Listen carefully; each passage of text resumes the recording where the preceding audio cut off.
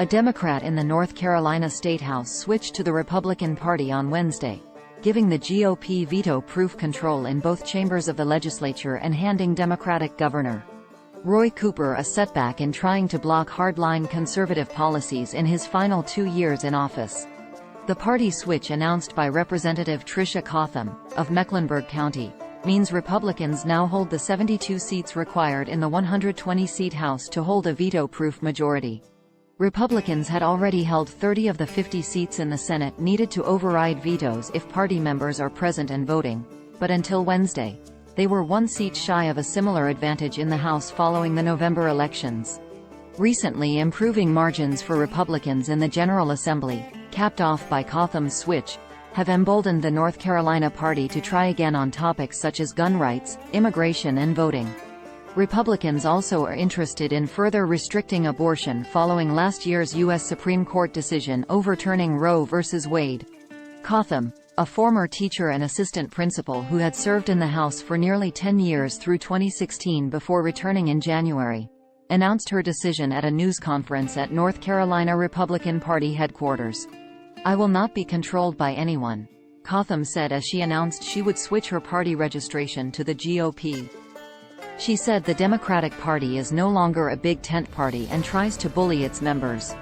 She said that she was considered a spy and a traitor, and that the turning point was when she was criticized for using the American flag and praying hands emoji on social media and on her vehicles.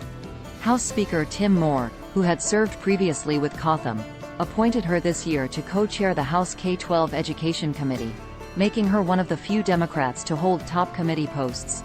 And she had already voted with Republicans on a handful of key issues while nearly all other Democrats voted the other way. Cotham, 44, has significant Democratic roots. Her mother, Pat, serves on the Mecklenburg County Commission and has been a Democratic National Committee member. Her ex-husband is a former chair of the North Carolina Democratic Party. Republicans have been advancing legislation this year that in previous years Cooper successfully vetoed because Democrats had enough seats in the General Assembly to uphold vetoes if they were presented and united. Last week, the legislature overrode a Cooper veto for the first time since 2018 when it enacted, over his objections, a bill eliminating the state's pistol permit purchase system. And Cooper this year has allowed 3 other bills on topics that he also vetoed in 2021 to become law without his signature. Cotham was one of 3 House Democrats who were absent last week during the override votes on the gun bill. The absences meant Republicans were able to meet, on their own, the necessary 3/5 threshold. Cotham said later that day that while she didn't support the permit repeal, she had informed both parties she would be absent. She said she was receiving scheduled hospital treatment stemming from a previous bout with COVID-19. But Cotham and the other absent Democrats took criticism for what happened, leading a liberal-leaning group, Carolina Forward, to announce plans to hold them accountable in 2024. House Minority Leader Robert Reeves said Cotham should have instead resigned from her House seat because she campaigned as a Democrat in a heavily Democratic district. Cotham campaigned as a supporter of abortion rights, health care, public education, gun safety and civil rights, Reeves said before her announcement. Now, just a few months later, Representative Cotham is changing parties.